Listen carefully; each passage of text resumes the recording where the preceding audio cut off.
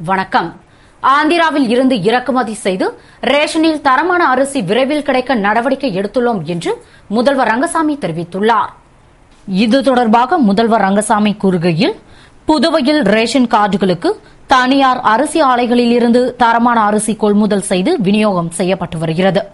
ஆனால் கடந்த சில நாட்களாக ரேஷனில் பழுப்பு நிற அரிசி வழங்குவதாகவும் தரமான அரிசி வழங்க வேண்டும் என்று காங்கிரஸ் உள்ளிட்ட கட்சிகள் கோரிக்கை வைத்தன.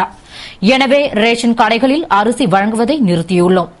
மேலும் மில் உரிமையாளர்கள் கூடுதல் ஊக்கத்தொகை தந்தால்தான் அரிசி வழங்குவோம் என கோரிக்கை விடுத்துள்ளனர். இதன் காரணமாக தரமான அரிசி வழங்க பற்றாக்குறை ஏற்பட்டுள்ளது. இதனால் மீண்டும் இந்திய உணவு கழகத்திடமிருந்து அரிசி கொள்முதல் செய்து விநியோகிக்கப்படுகிறது என்றும், மேலும் தரமான அரிசி வழங்க ஆந்திராவில் இருந்து ஒற்றை அவியல் அரிசி இறக்குமதி செய்து வழங்க திட்டமிட்டுள்ளோம். இதற்காக மத்திய உள்துறை அமைச்சகத்திடம் அனுமதி கேட்டுள்ளோம். எனவே விரைவில் ரேஷனில் தரமான அரிசி வழங்க நடவடிக்கை எடுக்கப்படும் என்ற அவர், தொடர்ந்து ரேஷனில் மக்கள் கோதுமையை விரும்பி வாங்கி செல்வதால் மஞ்சள் ரேஷன் கார்டு மற்றும் சிவப்பு அட்டைதாரர்களுக்கு 5 கிலோ கோதுமை வழங்க உத்தரவிட்டுள்ளேன் என்று கூறினார். இடைத்தேர்தலில் வாக்கு சதவீதம் குறைந்ததால் முதல்வர் ரங்கசாமி ராஜினாமா செய்ய தயாரா என்று மத்திய இணையமைச்சர் நாராயணசாமி கேள்வி எழுப்பியுள்ளார். இது தொடர்பாக மத்திய இணையமைச்சர் நாராயணசாமி செய்தியாளர்களுக்கு அளித்த பேட்டியில், கடந்த காங்கிரஸ் ஆட்சியில் தேசிய அளவிலான புதுவை வளர்ச்சி கூடுதலாக இருந்ததை மத்திய திட்டக்குழுவே பாராட்டியிருக்கிறது. மேலும் சுற்றுலா வளர்ச்சியில் கோவாவுக்கு அடுத்தபடியாகவும், கல்வியில் கேரளாவை பின்தள்ளிவிட்டு முதலிடத்திற்கு வரும் வாய்ப்பு கூடுதலாகி வருகிறது என்ற அவர், தொடர்ந்து தற்பொழுது நிதி நெருக்கடி உள்ள நிலையில் டெல்லியில் நடந்த தேசிய வளர்ச்சி குழு கூட்டத்தில் முதல்வரும் அமைச்சர்களும் கலந்து கொள்ளாதது வருத்தம் அளிக்கிறது. தலைமை செயலர் மட்டும் பங்கேற்று அறிக்கை தாக்கல் செய்திருக்கிறார். அந்த அறிக்கையில் குறிப்பிட்டுள்ள திட்டங்கள் குறித்து பாராளுமன்ற உறுப்பினர் என்ற முறையில் பிரதமரிடம் பரிசீலிப்பேன் என்றும், தமிழகத்தில் ஒடுக்கப்படும் ரவுடிகள் புதுவையில் தஞ்சமடைகின்றனர். இதனால் குற்ற செயல்கள் அதிகமாக நடக்கிறது. இதனை தடுக்க அரசு எந்த நடவடிக்கையும் எடுக்கவில்லை என்ற அவர், இந்திராநகர் தொகுதி இடைத்தேர்தலில் காங்கிரஸ் தோற்றாலும் 3000 வாக்குகள் அதிகமாக பெற்றிருக்கிறது. ஆனால் தேர்தலில் வாக்குகள் குறைந்ததற்கு தார்மீக பொறுப்பேற்று முதல்வர் தனது பதவியை ராஜினாமா செய்ய தயாரா என்று கேள்வி எழுப்பிய அவர், மேலும் மத்திய அரசிடம் 3085 கோடி சிறப்பு நிதி வழங்க வேண்டும் என்று கேட்டுள்ள மாநில அரசு எந்தெந்த திட்டத்திற்கு எவ்வளவு நிதி வேண்டும் என்று சொல்லவில்லை. அப்படி குறிப்பிட்டு சொன்னால் மாநில அரசுக்கு தேவையான சிறப்பு நிதியை பெற்றுத்தர தயாராக இருக்கிறேன் என்று கூறினார். புதுவையில் பெய்த கனமழையால் பாதிக்கப்பட்ட பாகூர் விவசாய நிலங்கள் மற்றும் ஏரிகள் மற்றும் குடியிருப்பு பகுதிகளை அமைச்சர் தியாகராஜன் பார்வையிட்டு சீரமைக்க நடவடிக்கைகளை மேற்கொண்டார். புதுவையில் பெய்த கனமழையால் பாகூர் பகுதியில் 300 ஏக்கர் நிலத்தில் பயிரிடப்பட்ட நெற்பயிர்கள் நீரில் மூழ்கின. 20க்கும் மேற்பட்ட ஏரிகளில் நீர் நிரம்பியது. வீடுகளுக்குள் தண்ணீர் புகுந்து மக்கள் அவதிப்பட்டனர். இந்த செய்தியை எமது ஏஜேகே தொலைக்காட்சியில் ஒளிபரப்பியதின் எதிரொலியாக இன்று அமைச்சர் தியாகராஜன் கன்னியகோவில், மணப்பட்டு, சித்தேரி, பாகூர்பேட், திருமால் நகர், பாகூர் ஏரி, சித்தேரி அணைக்கட்டு போன்ற விவசாய நிலங்கள் உள்ள இடங்களையும் குடியிருப்பு பகுதிகளையும் நேரில் சென்று பார்வையிட்டு மக்களிடம் குறைகளை கேட்டறிந்தார். மற்றும் நீரை வெளியேற்றவும் வாய்க்கால்களில் ஜேசிபி மூலம் தூர்வாரவும் ஏற்பாடு செய்து உடனடி நடவடிக்கையை மேற்கொண்டார். மற்றும் மக்களிடம் குறைகள் யாவையும் தீர்க்க உடனடி நடவடிக்கை எடுப்பதாக உறுதியளித்தார். மேலும் எரியாத மின்விளக்குகளை உடனடியாக மாற்றவும் சம்பந்தப்பட்ட அதிகாரிகளுக்கு உத்தரவிட்டார். அப்போது பாகூர் தாசில்தார் தயாளன், பஞ்சாயத்து ஆணையர் ரவீந்திரன், உதவி பொறியாளர் திருநாவுக்கரசு, பொதுப்பணித்துறை உதவி பொறியாளர் சிற்றரசு, இளநிலை பொறியாளர்கள் திருஞானம், ஸ்டாலின், முன்னாள் கிராம பஞ்சாயத்து தலைவர் ராமுநாயக்கர், வருவாய் அதிகாரி சுந்தர் மற்றும் என்ஆர் காங்கிரஸ் பிரமுகர்கள் பலர் உடனிருந்து நிவாரணப் பணியை மேற்கொண்டனர். Puduvai Sunday friends football club நடத்தும் கால்பந்து போட்டிகளை எஸ்எஸ்பி சந்திரன் துவக்கி வைத்தார். Puduvai Sunday friends football club சார்பில் 18 அணிகள் பங்கேற்கும் கால்பந்து போட்டி கோரிமேடு போலீஸ் மைதானத்தில் நடைபெற்று வருகிறது. இதன் துவக்க விழா இன்று நடைபெற்றது. விழாவிற்கு எஸ்எஸ்பி ஆண்டோ அல்போன்ஸ் தலைமை தாங்கினார். எஸ்எஸ்பி சந்திரன் போட்டிகளை துவக்கி வைத்தார். முன்னதாக புதுவை கால்பந்தாட்ட கழக தலைவரும் முன்னாள் நகரமன்ற துணைத் தலைவருமான திரு ஜான்குமார் அனைவரையும் வரவேற்றார்.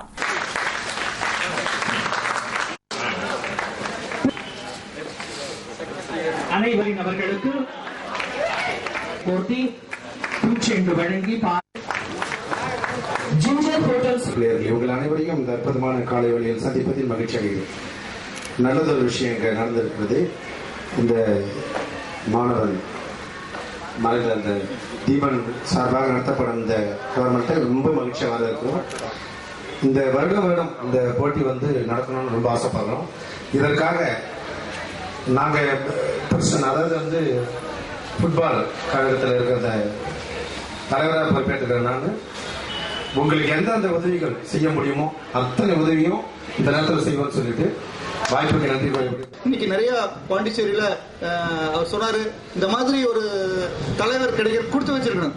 அவர் சொன்னாரு, எந்த உதவியா இருந்தாலும் செய்யறேன் அப்படின்னு. What are nice.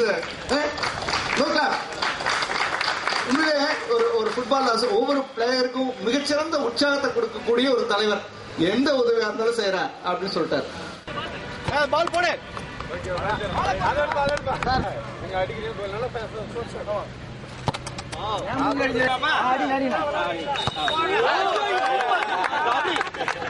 இன்று முதலாவதாக நடைபெற்ற போட்டியில் லாஸ்பேட்டை பி பிரிவு அணியும் சண்டே ஃபிரண்ட்ஸ் அணியும் மோதின.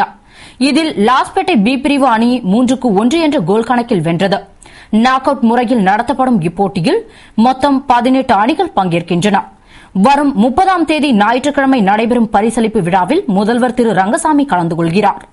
விழாவில் கால்பந்து கழக செயலாளர் ஏழுமலை, இன்ஸ்பெக்டர் மனோகர் உள்பட பலர் கலந்து கொண்டனர். விழாவின் நடுவே மூத்த பயிற்சியாளர்கள் லலித்குமார், மைக்கேல், அழகப்பன் ஆகியோர் கௌரவிக்கப்பட்டனர். விழாவிற்கான ஏற்பாடுகளை சண்டே ஃபிரண்ட்ஸ் ஃபுட்பால் கிளப் உறுப்பினர்கள் தனசேகர், சுகுமாரன், ஆரோக்கியநாதன், பன்னீர்செல்வம், பாண்டியன், சரவணன், வடிவேல் ஆகியோர் செய்திருந்தனர். புதுவை சந்தை புதுக்குப்பத்தில் இரு தரப்பினருக்குள் மீண்டும் மோதல் ஏற்படும் அபாயம் உள்ளதால் அப்பகுதியில் சிறப்பு அதிரடிப்படையினர் குவிக்கப்பட்டுள்ளனர். புதுவை சந்தை புதுக்குப்பத்தைச் சேர்ந்த வினோத்குமார் தரப்பினருக்கும் அதே பகுதி காலனியைச் சேர்ந்த அர்ஜுனன் தரப்பினருக்கும் இடையே இருந்த முன்விரோதம் காரணமாக கடந்த 23ஆம் தேதி மோதல் ஏற்பட்டது. இதனைத் தொடர்ந்து அங்கு போலீசார் குவிக்கப்பட்டனர். அவர்களிடம் அதிகாரிகள் பேச்சுவார்த்தை நடத்தியும் பதற்றம் நீடித்து வருவதால் சிறப்பு அதிரடிப்படையினர் குவிக்கப்பட்டுள்ளனர். இந்நிலையில் அர்ஜுனன் தரப்பினருக்கு ஆதரவாக மர்ம நபர்கள் சிலர் குமாரபாளையத்தில் சாராய கடையை அடித்து சேதப்படுத்தியதாக அளித்த புகாரின் அடிப்படையில் காட்டேரிக்குப்பம் போலீசார் சந்தை புதுக்குப்பம் காலனியைச் சேர்ந்த ஆனந்தராஜ், அர்ஜுனன், வினோத்குமார் ஆகியோரை கைது செய்து விசாரணை நடத்தி வருகின்றனர். புதுவை வணிக வரித்துறை சார்பில் தொழில் மற்றும் வணிக நிறுவனங்களின் பிரதிநிதிகள் பங்கேற்ற கலந்துரையாடல் கூட்டம் நடைபெற்றது. புதுவை வணிக வரித்துறை சார்பில் நடைபெற்ற கலந்துரையாடல் கூட்டத்தில் புதுவை அரசின் நிதித்துறை செயலாளர் ராஜீவ் யதுவன்ஷி தலைமை தாங்கிட வணிக வரித்துறை ஆணையர் ராஜசேகர் முன்னிலையில் பாராளுமன்றத்தில் அறிமுகப்படுத்தப்பட்ட அரசியலமைப்பு சட்ட முன்வரைவு 2011 மத்திய மாநில அரசுகள் இடையிலான உறவுகள் பற்றிய பூஞ்ச் குழு அறிக்கையில் உள்ள வரி விதிப்பு அம்சங்கள் குறித்தும் துறையின் சேவைகளில் உள்ள குறைபாடுகள் குறித்தும் விவாதங்கள் நடைபெற்றது. கூட்டத்தில் வணிக வரித்துறை துணை ஆணையர் ஸ்ரீதர், உதவி ஆணையர் மதிவாணன், வர்த்தக சபை தலைவர் செண்பகராஜன், பொதுச் செயலாளர் குணசேகரன், முன்னாள் தலைவர் சிவசங்கரன், முன்னாள் அமைச்சர் விஸ்வநாதன், நுகர்பொருள் விநியோகஸ்தர் சங்க தலைவர் சவுந்தரராஜன், செயலாளர் கோதண்டராமன், 2 சக்கர வாகன விநியோக சங்க தலைவர் சேகர், தட்டாஞ்சாவடி எஸ்டேட் பார்த்தசாரதி, மேட்டுப்பாளையம் எஸ்டேட் திருமால், கனக சபாபதி, சேதராப்பட்டு ஜார்ஜ் குட்டி மற்றும் பல்வேறு தொழிலதிபர்கள், வணிக நிறுவனங்களின் பிரதிநிதிகள் கலந்து கொண்டனர். புதுவை மடுவுப்பேட் டோபிகானா பகுதியில் பட்டாசு வெடித்ததில் தீ விபத்து ஏற்பட்டு 50,000 மதிப்புள்ள பொருட்கள் எரிந்து சேதமடைந்தது. புதுவை லாஸ்பேட்டை மடுவுப்பேட் டோபிகானாவைச் சேர்ந்த ஆறுமுகம் என்ற டிரைவர் வீட்டிற்கு அருகில் சிறுவர்கள் பட்டாசு வெடித்தபோது பட்டாசின் தீப்பொறி வீட்டின் கூரை மேல் விழுந்து தீப்பிடித்து எரிந்தது. அதனை கண்ட ஆறுமுகம் குடும்பத்தினர் வீட்டை விட்டு அலறியடித்துக் கொண்டு வெளியே வந்தனர். ஆனால் கூரையில் தீ வேகமாக பரவியதால் வீடு முழுவதும் எரிந்து சாம்பலானது. இதனிடையே தகவல் அறிந்த கோரிமேடு தீயணைப்பு மீட்பு குழுவினர் தலைமை காவலர் இளங்கோ தலைமையில் மீட்பு பணியில் ஈடுபட்டனர். விபத்தில் 10,000 ரொக்கப்பணம், ஏர் கூலர், டிவி, கட்டில், துணிகள் என 50,000 மதிப்புள்ள பொருட்கள் எரிந்து சாம்பலானது. இதுகுறித்து லாஸ்பேட்டை சப் இன்ஸ்பெக்டர் கிருஷ்ணராஜ் தலைமையில் போலீசார் விசாரணை நடத்தி வருகின்றனர்.